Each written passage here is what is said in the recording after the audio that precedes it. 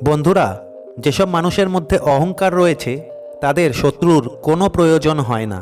কারণ অহংকার নিজের চরিত্র পালন করার ক্ষেত্রে যথেষ্ট। যে এটাকে নিয়ন্ত্রণ করে নিয়েছে বুঝে যাবে সে এই জগতের সব কিছু জয় করে ফেলেছে।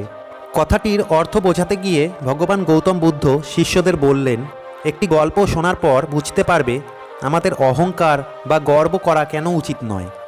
এই কথা বলে গৌতম বুদ্ধ তার গল্প শুরু করলেন। এক গুরু শিষ্যদের খেলনা তৈরি করা শেখাতেন, আর সে নিজেও খেলনা তৈরি করে বাজারে বিক্রি করে সেই অর্থ দিয়ে জীবিকা নির্বাহ করতেন। সব শিষ্যের মধ্যে একজন শিষ্য গুরুর থেকে অনেক ভালো খেলনা তৈরি করত, যার জন্য বাজারে গুরুর থেকে শিষ্যের খেলনা বিক্রি করে বেশি অর্থ উপার্জন হতো। এটা দেখে গুরুদেবের খুব ভালো লাগতো, কিন্তু তবুও সেই শিষ্যকে গুরুদেব প্রতিদিন বলতো, তোমার খেলনাগুলিকে আরও সুন্দর ও পরিষ্কার করতে হবে।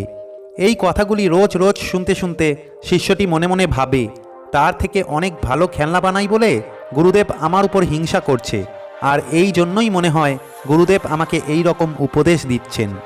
একদিন শিষ্যটি রেগে গুরুদেবকে জিজ্ঞাসা করল, মহাশয়, আমি তো আপনার থেকে অনেক সুন্দর খেলনা বানাই আর আপনার থেকে বেশি অর্থ উপার্জন করি, কিন্তু তবুও কেন প্রতিদিন আপনি আমাকে এই ধরনের উপদেশ দেন? বাস্তবে দেখার বিষয় হলো আপনার কাজে পরিবর্তন আনা ভীষণ প্রয়োজন। এই কথাগুলি শোনার পর গুরুদেব বুঝতে পারলেন শিষ্যের মনে অহংকার জন্মেছে। তখন গুরুদেব শিষ্যকে বললেন, বৎস, আমি যখন তোমার বয়সে ছিলাম তখন আমার খেলনাও গুরুর থেকে বেশি বিক্রি হতো, আর তিনিও তখন আমাকে এই কথাই বলতেন যে তোমার খেলনায় আরও সৌন্দর্যের প্রয়োজন আছে। আর একদিন আমি তোমার মতোই রেগে তাকে কথা বলেছিলাম। সেই দিনের পর থেকে গুরুদেব আমাকে উপদেশ দেওয়া বন্ধ করে দিয়েছেন, আর সেই থেকেই আমার কাজে আর কোনো পরিবর্তন আসেনি। আর এই জন্যই আমি কখনোই চাই না আমার সাথে যা হয়েছে সেটা যেন তোমার সাথে আর না হয়। শেষে শিষ্যটি নিজের ভুল বুঝতে পেরে গুরুদেবের কাছে ক্ষমা চাইলেন আর নিজের কাজে পরিবর্তন আনতে শুরু করলেন।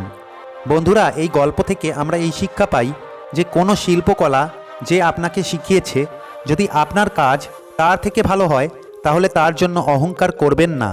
তাহলে আপনার শিল্পকলায় আর সৌন্দর্য ও পরিবর্তন আসবে না। আর তখনই আপনার বেশি আফসোস হবে যখন আপনার জায়গা থেকে আপনাকে পিছনে ফেলে কেউ সামনে এগিয়ে যাবে। কেননা অহংকার তো সাপের মতো, এটি একবার আপনার মনের ঘরে ঢুকে গেলে আপনি সবসময় চেষ্টা করবেন হয় এটিকে মেরে ফেলতে, নয়তো বাইরে বের করে দেওয়ার। না হলে এই সাপ আপনার জীবনকে তছনছ করে দেবে, আর এই অহংকারের জন্য আপনি সমস্ত সম্পর্ক থেকে ছিন্ন হয়ে যাবেন। আপনার বন্ধু পরিজন আপনার থেকে দূরে সরে যাবে, আপনার হওয়া কাজ নষ্ট হয়ে যাবে, অর্থাৎ আপনি পর্বতের শিখর থেকে সমতলে চলে আসবেন। সমতল থেকে পর্বতের শিখরে পৌঁছানোর জন্য গাছের মতো ফল থাকা সত্ত্বেও ঝুলে থাকতে হবে। যে কোনো সময় অহংকার ও গর্বকে বন্ধু বানানোর আগে রাবণের কথা ভাববেন। মনে রাখবেন, রাবণ এত বড় জ্ঞানী, পণ্ডিত ও বুদ্ধিমান হওয়ার পরেও অহংকারের জন্য তাকে সব কিছু হারাতে হয়েছিল। তাই যে ব্যক্তির মধ্যে অহংকার রয়েছে তার ধ্বংসের জন্য কোনো রকম শত্রুর প্রয়োজন হয় না।